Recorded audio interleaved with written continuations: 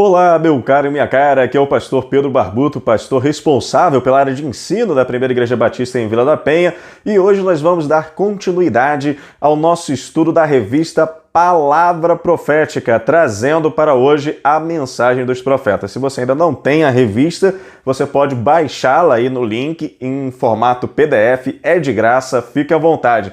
E hoje vai ser a primeira lição de 4 do profeta Isaías, que é esse profeta aqui, né? Esse aqui é uma réplica dos 12 profetas que foram esculpidos pelo artista Aleijadinho, que fica na igreja ali em Congonhas, em Minas Gerais, né? Isso aqui, esses 12 profetas, eles ficavam ali na biblioteca do meu avô, né? Vocês sabem, meu avô, ele foi pastor, meu pai é pastor ali em Nova Friburgo, e eu sou pastor. Isso aqui é uma lembrança carinhosa que eu tenho dos meus avós, né? Que então hoje eu herdei essas peças decorativas aqui.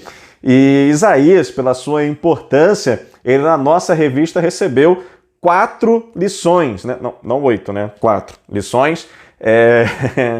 E nessa primeira lição a gente vai falar sobre um panorama geral sobre Isaías, o tempo histórico que ele abarca, e alguns outros detalhes de maneira mais geral, e depois nós vamos tratar de cada parte, de cada divisão do livro, que uma vai do capítulo 1 até o 39, a outra vai do capítulo 40 até o 55, e a outra vai do 56 até o final, tá bom? Então, olha, que Deus te abençoe nesse estudo e vamos lá!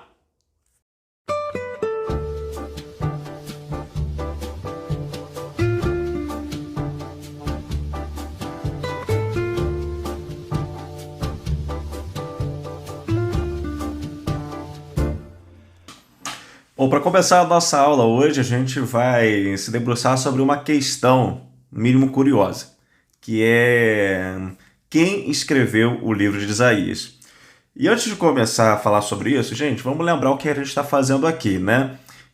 Isso aqui não é um sermão, isso aqui é um estudo de escola bíblica. Então, é claro, quando a gente está partindo por um estudo de escola bíblica, a gente pode se permitir se aprofundar mais em alguns temas que, por exemplo, não são comuns serem tocados em sermão, ou em devocional, ou em reflexões, e até mesmo em estudos de culto de estudo bíblico, né? Que tem uma pegada mais de estudo, mas não tão profunda, né? A escola bíblica ela nos permite ser um tanto quanto mais aprofundados até nos detalhes. E essa questão primeira que a gente vai tratar é a respeito da autoria de Isaías. Por quê?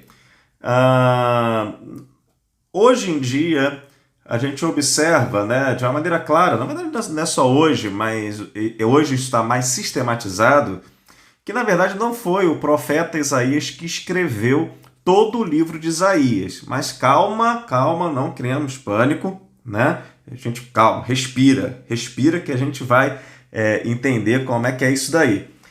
Se você for perceber e ali ler o capítulo 1 de Isaías, versículo 1, você vai perceber que está a seguinte informação.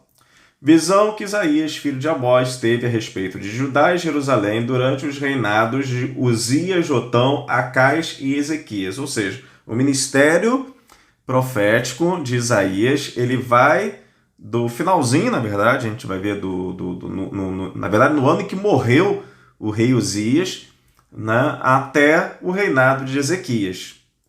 E esse tempo compreende o capítulo 1 até o capítulo 39. Capítulo 37, você vai observar lá que a gente está falando de uma investida que a Síria teve em relação a Jerusalém. Vamos lembrar que o Império Assírio é o império que domina a cidade capital de Samaria, que era de Israel, do Reino do Norte, né? A Assíria lá aniquila o Reino do Norte, o Reino de Israel, e ela faz essa investida contra Judá. Só que, como a gente observa ali no capítulo 37, Deus livra né, desse perigo o reino de Judá. Ali no versículo, como é que é? O versículo 35. Olha, ele coloca aqui: Eu defenderei essa cidade e a salvarei por amor de mim, por amor de Davi, meu servo.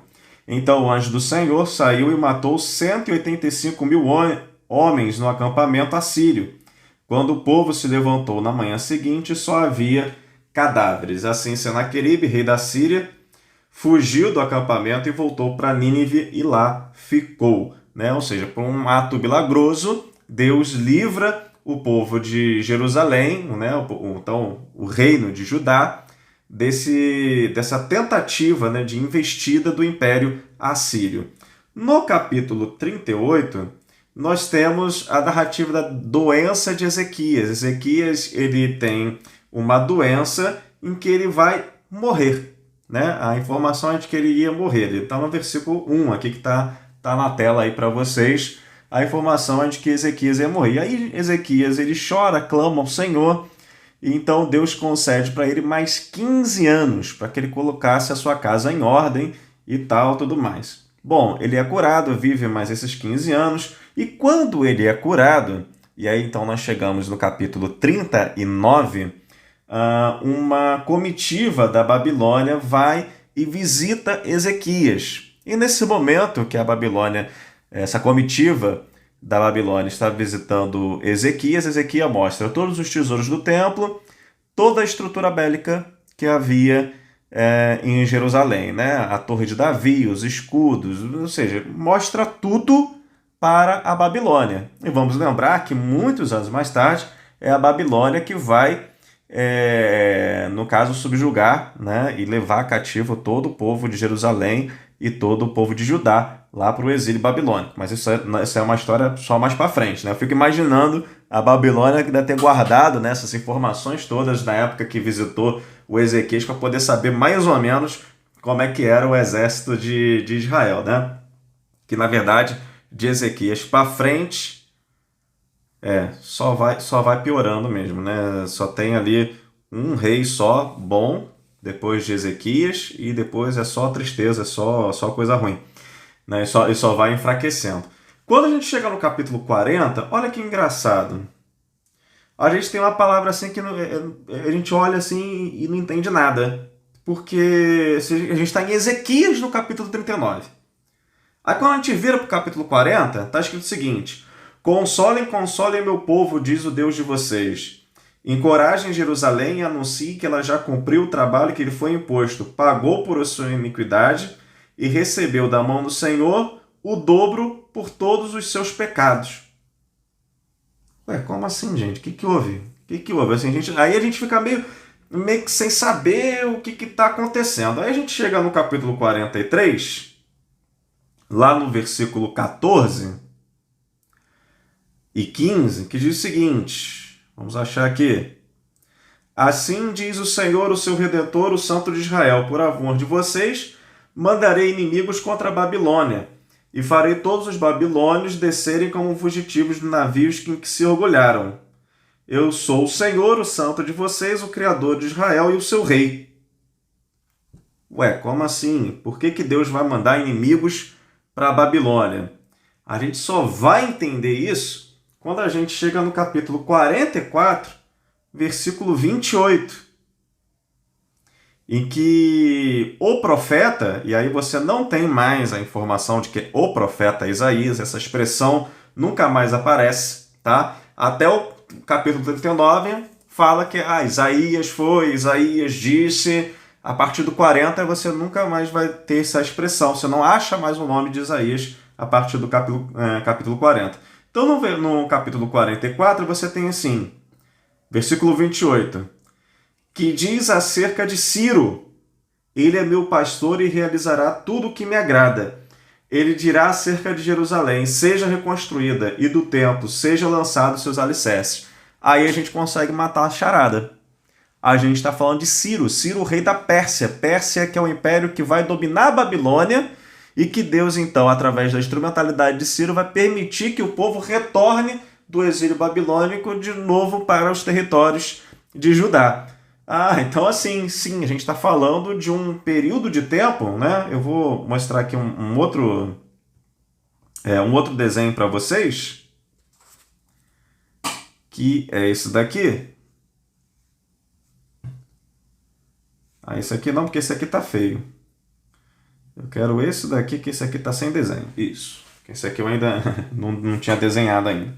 Eu vou dar um zoom aqui, e calma que eu vou apontar direitinho para onde vocês têm que olhar, tá? Ó, a gente está aqui falando de Isaías, então eu vou colocar uma seta aqui grande no Isaías, ok? O Isaías é esse verdinho que está aparecendo aqui. Ele atuou a partir do ano que morreu o rei Uzias. Rei Uzias é esse rei aqui, ó. Você tem então o texto aqui de Isaías 1, né?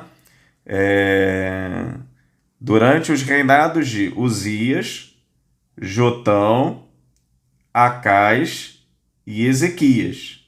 São os 4 reis que Isaías é contemporâneo, né? Olha só, mas a gente está falando agora de Ciro. Então você tem aqui, ó, o último ano do rei Uzias, que é o ano 740. Eu vou adotar aqui do lado, tá? E aí você tem Ciro. O Ciro, se a gente for observar, ó, é a queda da Babilônia e a ascensão da Pérsia, com o rei Ciro Grande em 539. Ou seja, a gente sai do período aqui de Ezequias, que está em 687, olha aqui, 687, e do capítulo 44, a gente já está falando de Ciro, que está em 539. Então, se a gente for pegar todo o período que compreende Isaías até aqui, a gente está falando de 201 anos. Né? Então, Isaías teria que... Bom, ser mais velho que 201, né? Porque ele teria que ter idade consciente para poder assumir o começo do ministério, né? E depois finalizar com a ascensão de Ciro, para ele poder citar Ciro no capítulo 44, né? Bom, mas então... Isaías não viveu 201 anos. Então, quais são as possibilidades aí? Uma sei lá, Deus revelou tudo para ele, com todos os detalhes, com os nomes dos reis bonitinho e tal. É possível? Claro, é possível. Totalmente possível. Deus pode ter revelado a Isaías tudo de maneira detalhada. Ia fugir um pouco, digamos assim, da linha dos profetas, né? Até mesmo o Apocalipse ele não tem tanto detalhe como, por exemplo, Isaías dá, mas é uma possibilidade. Deus, na sua soberania, poderia fazê-lo. Contudo, a gente tem uma informação aqui interessante no capítulo 8 de Isaías, no verso 16. 8 de 16 diz assim: guarde o meu mandamento com cuidado e cele a lei entre os meus discípulos.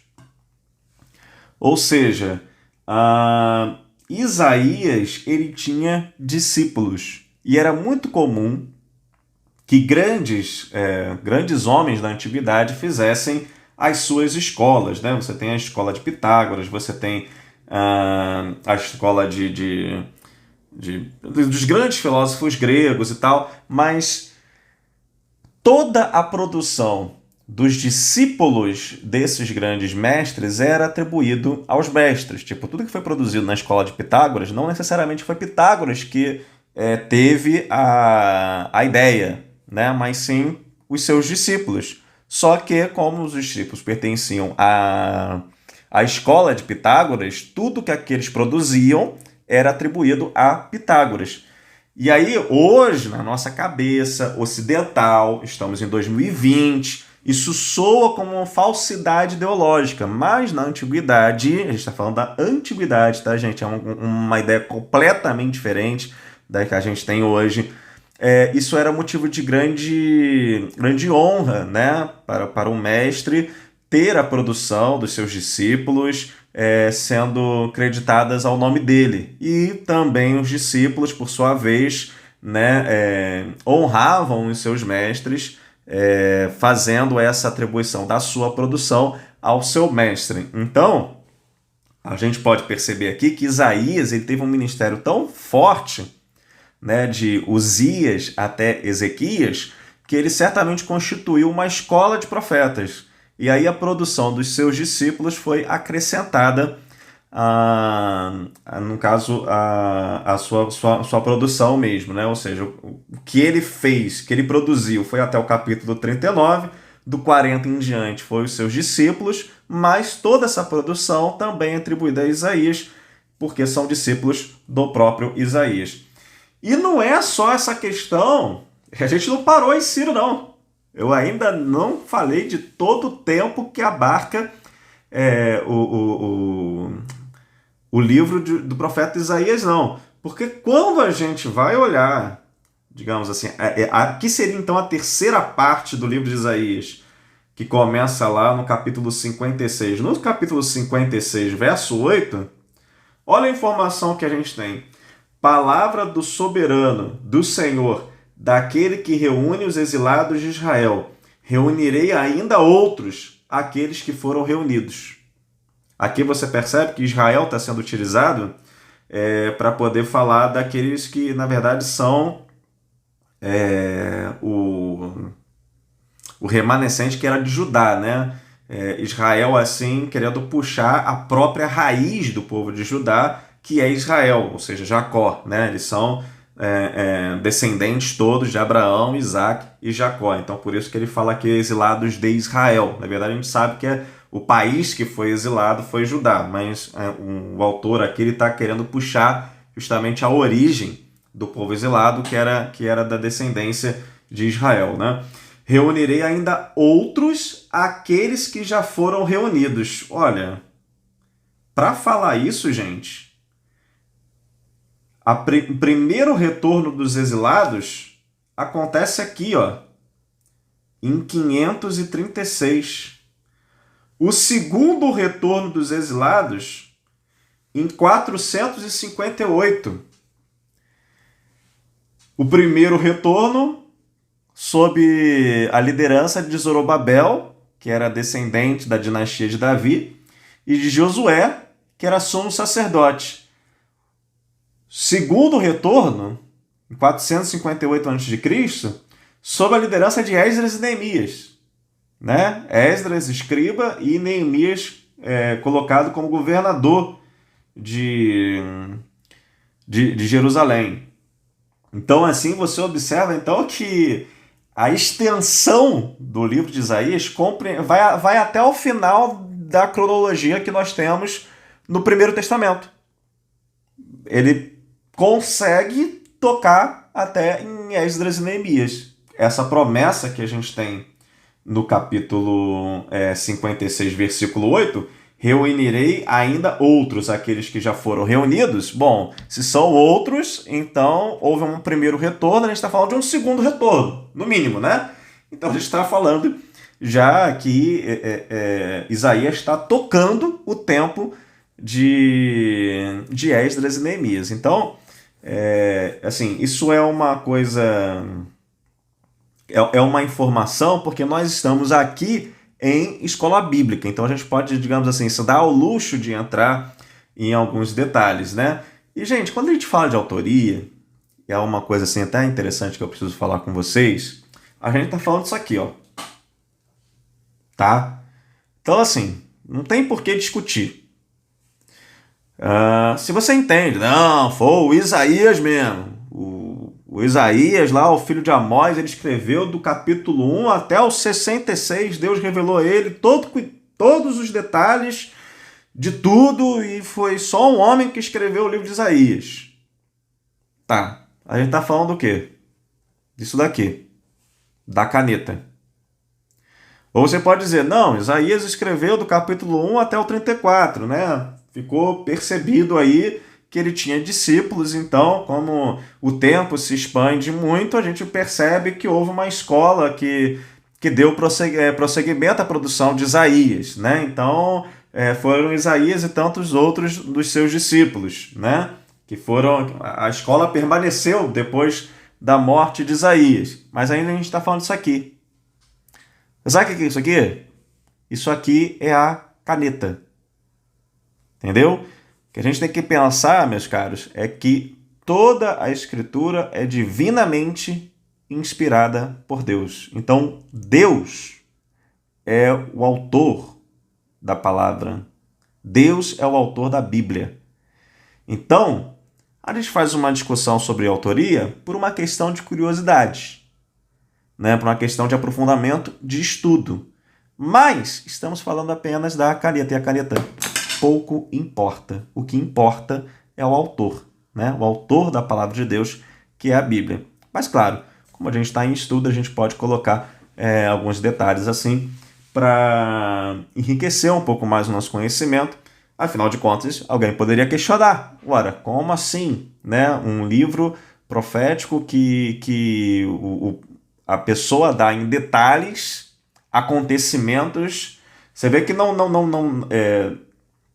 não são profecias, né? Mas ele pega dados históricos e em cima do dado histórico ele faz a profecia. Então é alguém que tem o conhecimento do que está acontecendo no mundo. E a partir dali ele realiza a sua profecia, né? A partir dali é dado a ele, que na verdade é a expressão mais correta de se dizer, né? É dado a ele a profecia, a partir do que está acontecendo, do que é dado no cenário que o cerca, né? E aí, então, a gente tem esses detalhes que é importante, né? Porque a gente pode ser questionado, né? Como pode um homem só abarcar mais de 200 anos de história, né? E isso até é interessante porque a gente está falando do Primeiro Testamento, né? Primeiro Testamento, gente, é sempre mais desafiador no seu estudo do que o Segundo Testamento, né? Que é o nosso, ou o Novo Testamento, como as pessoas costumam dizer. Por quê?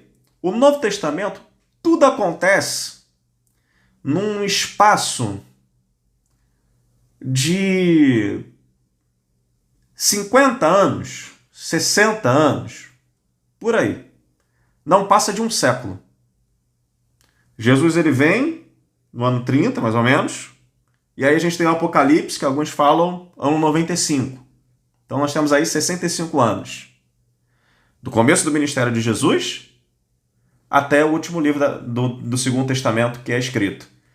Só que, por exemplo, no Primeiro Testamento, a gente tem livros, como o livro de Isaías, que começa num século e termina praticamente 2 séculos e meio depois. Aí está o grande desafio e como é bacana a gente estudar o Antigo Testamento, né? Porque ele é muito rico de história, né? Ser crente é bom por causa disso, né, gente? A gente aprende não só aquilo que Deus, né, comunica ao homem, mas como também a gente também aumenta a nossa cultura geral. Afinal de contas, nós passeamos entre os milênios, né? A gente está falando, quando a gente fala de Primeiro Testamento, a gente está falando aí, a gente está brincando por baixo, a gente está falando de 2000 anos, né? De Moisés para frente aí, 1200 anos, né? E isso dá para nós uma riqueza de conhecimento muito grande. Mas agora vamos ao que interessa, que é um pouco do cenário que Isaías vai enfrentar durante seu ministério. A denúncia que a gente vai observar em Isaías, logo no começo do livro, é a respeito de uma religiosidade total e completamente vazia, né? A gente vai perceber um povo que se preocupa muito com o rito, com o ritual, com os detalhes, ornamentos das festas, das celebrações. Contudo, aquilo que deveria ser transformado por Deus, ou seja, o seu coração, a sua vida cotidiana, a gente percebe que está muito a desejar. E aí, então, para a gente poder observar isso, a gente vai ali para o capítulo 1, a partir do versículo 10. E olha só como o profeta vai se referir às pessoas de Jerusalém e de toda a Judá. Governantes de Sodoma, ouçam a palavra do Senhor. Vocês, povo de Gomorra, escutem a instrução do nosso Deus. Ou seja, realmente, Isaías está chamando os governantes do país e o povo em geral de Sodoma e Gomorra. Aquelas cidades que foram, né, que a gente já conhece a história. Para que vocês me oferecem tantos sacrifícios? Pergunta o Senhor. Para mim chega de holocaustos de carneiro e da gordura de novilhos gordos. Não tenho prazer nenhum no sangue de novilhos e de cordeiros e de bodes. Quando vocês vêm à minha presença, quem pediu para que pusessem os pés nos meus atos? Parem de trazer ofertas inúteis. O incenso de vocês é repugnante para mim. Luas novas, sábados e reuniões. Não consigo suportar suas assembleias cheias de iniquidade. Suas festas de lua nova, suas festas fixas, eu as odeio. Tornaram-se um fardo para mim, não as suporto mais. Quando vocês estendem as mãos para mim em oração, esconderei de vocês os meus olhos, mesmo que multipliquem as suas orações, não as escutarei. As suas mãos estão cheias de sangue. Lavem-se, limpem-se, removam suas más obras para longe da minha vista. Parem de fazer o mal e aprendam a fazer o bem. Busquem a justiça, acabem com a opressão. Lutem pelos direitos dos órfãos, defendam a casa da viúva. Venham, vamos refletir juntos, diz o Senhor. Embora os seus pecados sejam vermelhos como escarlate, eles se tornarão brancos como a neve. Embora sejam rubros como a púrpura, como lã se tornarão. Se vocês estiverem dispostos a obedecer, comerão os melhores frutos dessa terra. Mas se resistirem, se rebelarem, serão devorados pela espada, pois é o Senhor que fala. A gente estava falando aqui, gente, do período principalmente de Uzias e Jotão, foram períodos de grande prosperidade para o reino de Judá, para a cidade de Jerusalém como um todo e o reino de Judá, né? Porque foram reis que multiplicaram as suas construções, as suas riquezas e tal, né? É um tempo que lembra muito, por exemplo, o tempo que a gente falou quando estudamos Oséias. Lembra que quando a gente falou de Oséias, a gente falou de Jeroboão II, que também foi um período de grande prosperidade, expansão territorial de Israel, e, no entanto, digamos assim, eles estavam até mais escrachados do que Judá, né? Porque eles estavam até adorando e fazendo cultos de fertilidade de Asherá e Baal, né? Aqui em Jerusalém, em Judá, eles pareciam que estavam adorando a Deus, mas na verdade Deus não estava fazendo a menor diferença na vida deles. Quem passava e olhava assim, nossa, olha como é que esse povo é devoto, olha como é que eles se preocupam, né, com cada detalhe da festa, da cerimônia, né, olha que reverência que eles mostram, mas, né, tudo da boca para fora, porque na verdade o comportamento deles não refletiam o Deus a quem eles adoravam. Então, na verdade, estavam agindo ali com grande hipocrisia. Esse tempo de prosperidade estava gerando em Jerusalém um sentimento de orgulho, de vaidade. A gente vai observar isso no capítulo 2, a partir do verso 12. Cadê o 12? Ah, tá aqui. Foi? Carregou? Olha o que diz o texto.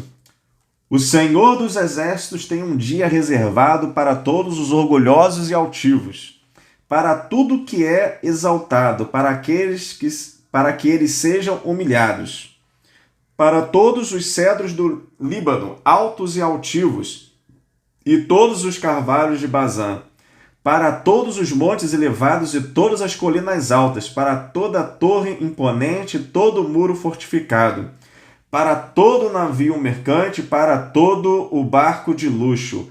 A arrogância dos homens será abatida e o seu orgulho será humilhado. Somente o Senhor será exaltado naquele dia. né? Essa aqui você está vendo, né, como é que estava o nível de orgulho, de arrogância do povo de Jerusalém. Quando a gente vai olhar, por exemplo, textos que falam dessa época, né, como o texto de 2 Crônicas, capítulo 26, a gente vai ver, por exemplo, que Uzias fez. Né? A gente vai ver que realmente foi um período grande de prosperidade. Olha só, Uzias construiu torres fortificadas em Jerusalém, junto à porta da esquina, à porta do vale, no canto do muro. Também construiu torres no deserto, cavou muitas cisternas, pois ele possuía muitos rebanhos e tal. Versículo 11.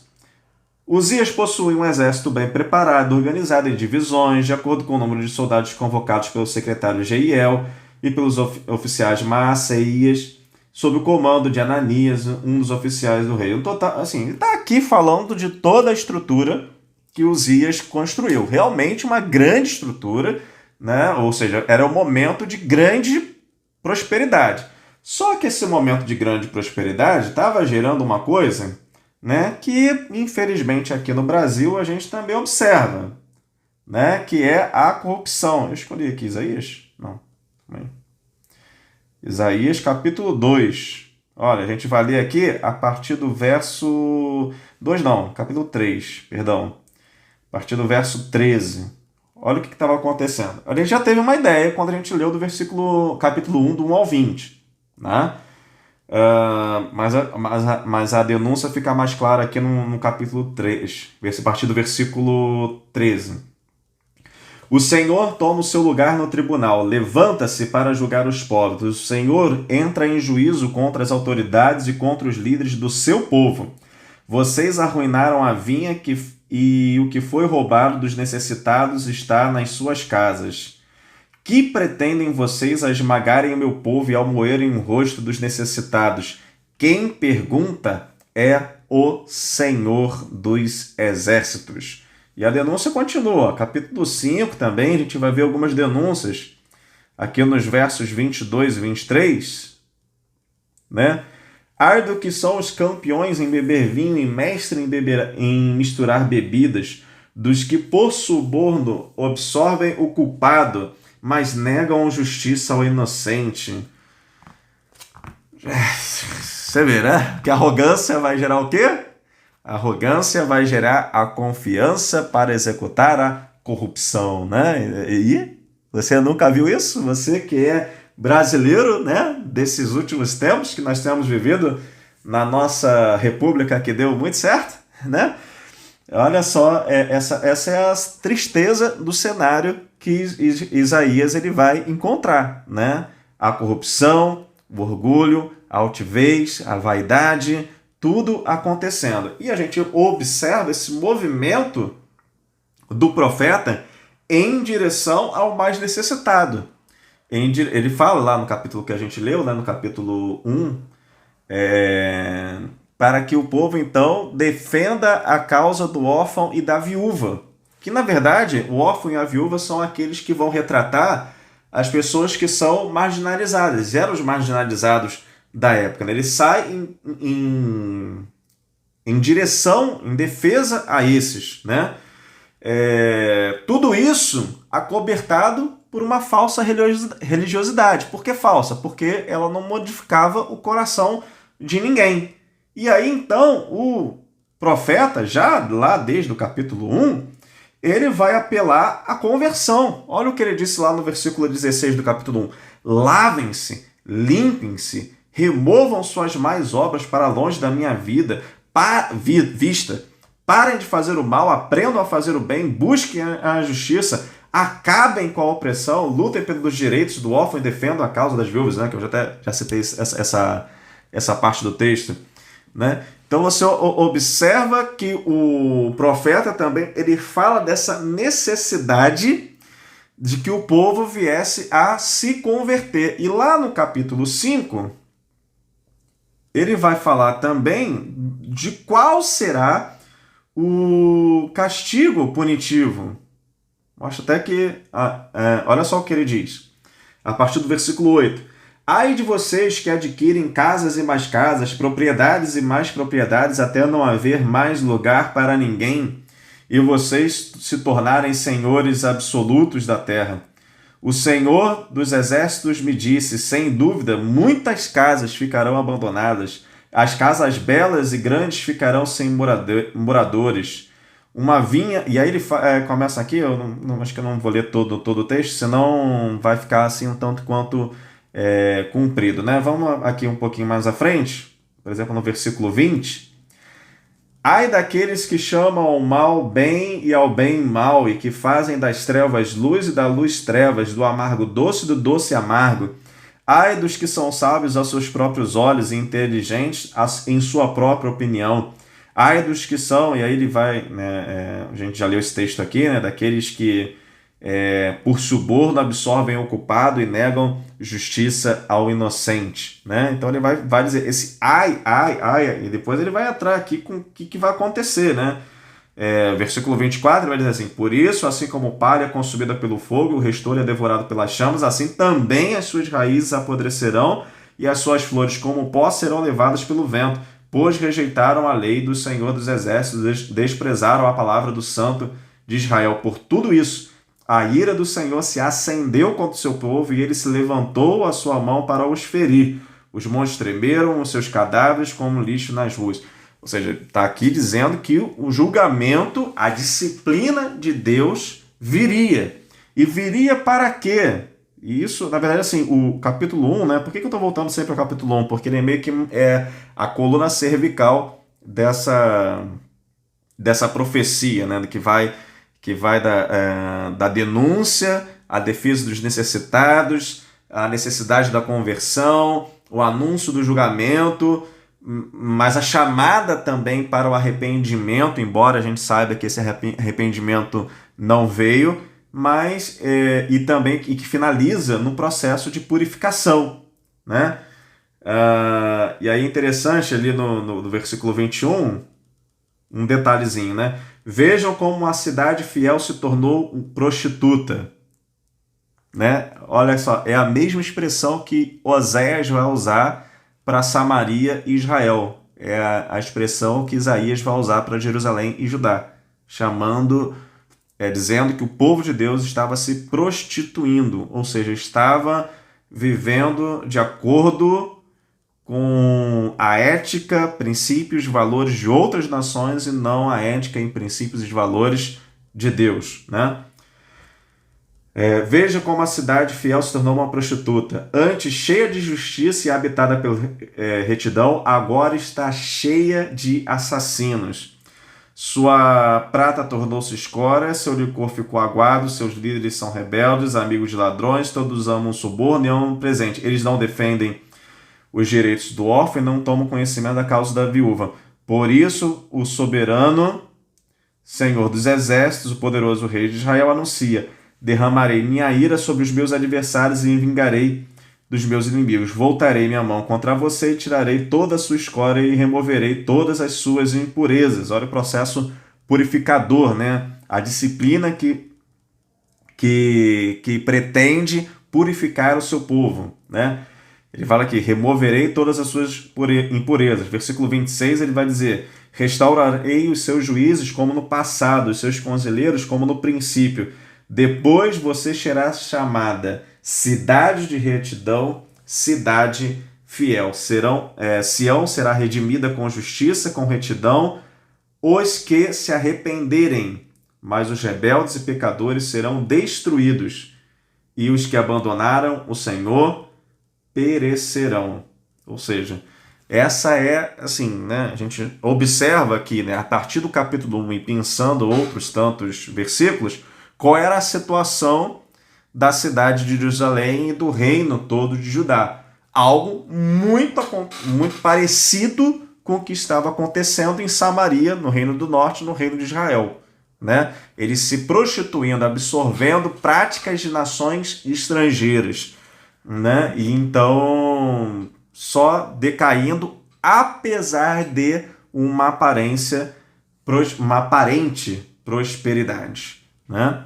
E aí então a gente vai, para finalizar o nosso encontro aqui de hoje, tratar do último assunto da aula de hoje, que é a santidade de Deus. Essa expressão, que a gente até já leu aqui algumas vezes, né? o Santo de Israel, o Santo de Israel, ela aparece no Primeiro Testamento mais 35 vezes. E dessas 35 vezes, 25 aparece no livro de Isaías, né? Parece que Isaías, assim, meio que ele criou, né, essa alcunha, né? Mas essa expressão, ela justamente serve para poder contrastar a santidade de Deus, a perfeição de Deus, né? A sua perfeição moral, que contrasta com o pecado, com a fabilidade humana, tanto de Judá como também das outras nações, que nós vamos ver lá pelos últimos capítulos de Isaías, né? E aonde isso fica mais evidente é justamente no capítulo 6 de Isaías, que vai tratar do chamado de Isaías ou da vocação de Isaías à atividade profética. Vamos ler aqui um capítulo 6. No ano em que o rei Uzias morreu, eu vi o Senhor assentado num trono alto e exaltado, e a aba da sua veste enchia o templo. Ou seja, a gente vê aqui, né, uma figura bastante de plenitude. A plenitude de Deus preenchendo todos os espaços, né, do templo. Acima dele estavam serafins, cada um deles tinha 6 asas, com 2 cobriam o rosto, com 2 cobriam os pés e com as 2 voavam. Né? E aqui é interessante, né? Por que cobrir o rosto? Isso é uma tradição bastante dos judeus. Né? Se a gente for perceber, que é uma coisa até que contrasta com... Engraçado, o objetivo é o mesmo, só que faz ações diferentes, né? Por que o judeu usa aquele chapeuzinho, né? Que é o solidel, acho que é o nome, né? Por que ele coloca aquilo ali assim na cabeça para poder entrar nos espaços sagrados, seja da sinagoga, seja do Muro das Lamentações, qualquer espaço sagrado de Israel? Justamente para poder, entendendo que a cabeça é o órgão mais importante do ser humano, eles cobrem aquilo que é mais importante com um sinal de humildade, né? Eu cubro aquilo que de mais importante eu tenho para poder chegar na presença de Deus, né? Nós ocidentais temos um outro hábito, né? Hoje em dia nem tanto, né? Mas a gente tem até a expressão, né? Tirar o chapéu, porque normalmente quando alguém importante chega ou até as pessoas quando iam às igrejas, na época que ainda se usava muito chapéu, hoje em dia fala para adolescente tirar o boné, né? Mas quando tinha essa coisa, assim, que você entrava na igreja, você tirava o chapéu, num sinal, mesma coisa, um sinal de humildade, né? Você vê que são hábitos completamente diferentes, mas que pretendem mostrar a mesma coisa, né? Humildade. E aí, então, por exemplo, dentro do contexto judaico, você tem um serafim cobrindo a sua cabeça, sinal de humildade. E ele também cobre o seu pé, né? Que é o sinal de reverência. Né? Se a gente isso vai lembrar um pouquinho nessa questão do pé. Por exemplo, quando Deus aparece a Moisés na sarça ardente, o que é ordenado a Moisés que se faça? Que ele tire a sandália dos seus pés, porque ele ia pisar num terreno santo. Né? Então, há essa cobertura da cabeça e dos pés no sinal, né, de humildade e de reverência. Bom, segue o texto, versículo 3. E proclamavam uns aos outros: Santo, Santo, Santo é o Senhor dos Exércitos, a terra inteira está cheia da sua glória.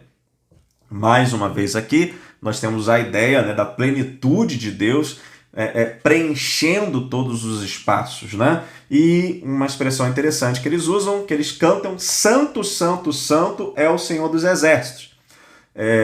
Aqui no português, no nosso português, né, a gente tem os superlativos, né? Lindo, lindo, lindo. Você vai dizer o quê? Né? Você vai dizer que a pessoa é lindíssima. Né? Você tem, então, os superlativos. No hebraico, você não tem superlativo. Quando você quer dizer que aquela coisa é muito, você fala 3 vezes. Eu poderia trocar aqui santo, santo, santo por santíssimo, né? Que é o superlativo de santo. Então, o que os serafins aqui estão dizendo é que santíssimo é o Senhor dos Exércitos. Então, aqui colocando, né, Senhor dos Exércitos, sempre uma expressão ligada à autoridade de Deus, à soberania de Deus sobre a terra. E aí termina, né, com aquela ideia, trazendo a ideia novamente de plenitude, a terra inteira está cheia da sua glória. Ao som das suas vozes, os batentes das portas tremeram e o templo ficou cheio de fumaça. Né? É impressionante que a gente vê aqui várias figuras que vão trazer, né, a ideia da plenitude de Deus. Deus está em todos os espaços, né? Tanto no céu como na terra.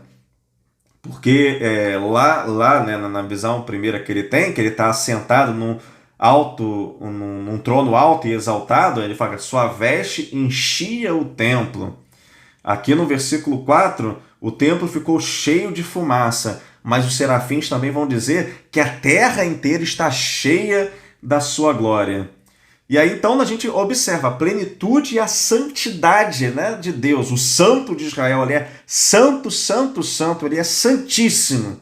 E aqui nós temos então agora o contraste dessa santidade com o pecado humano, porque o profeta então grita no versículo 5: então gritei, ai de mim, estou perdido, pois sou um homem de lábios impuros e vivo no meio de um povo de lábios impuros. Os meus olhos viram o Rei, o Senhor dos Exércitos. E olha que coisa bonita, né? Nós temos então aqui a percepção e a confissão do profeta de que ele é pecador.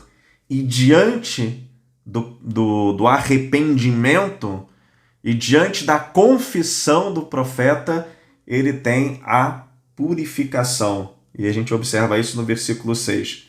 Logo um dos serafins voou até mim, trazendo uma brasa viva que havia tirado do altar com uma tenaz. Ele tocou na minha boca e disse: veja, isso tocou os seus lábios, por isso a sua culpa será removida e o seu pecado será perdoado. Olha o movimento da graça de Deus, né?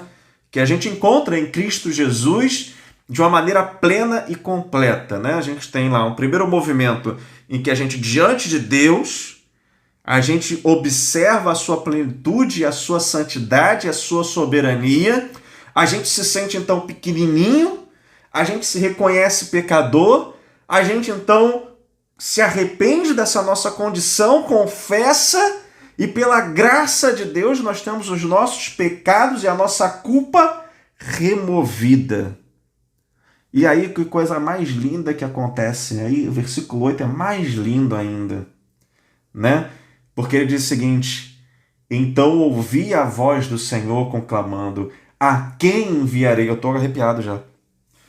A quem enviarei? Quem irá de ir por nós? E eu respondi: eis-me aqui, envia-me. Né? Ou seja, depois de arrependimento, confissão de pecados, limpeza da culpa, Deus nos chama a participar do seu projeto para esse mundo. Olha que coisa maravilhosa!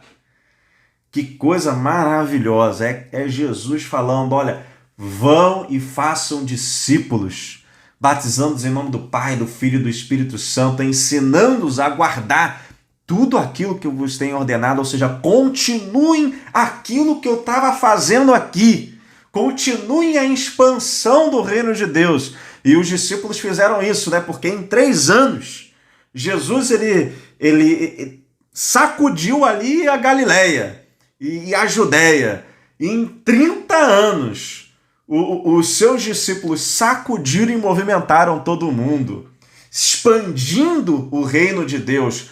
Pela sua própria capacidade, pela sua própria inteligência, não, mas é porque o poder do Espírito Santo está em nós, né? Porque nós temos esse perdão e Deus nos convida a participar daquilo que de extraordinário Ele está fazendo no mundo, né?